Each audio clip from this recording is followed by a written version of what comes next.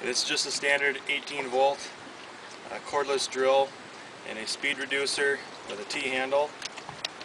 Put it on.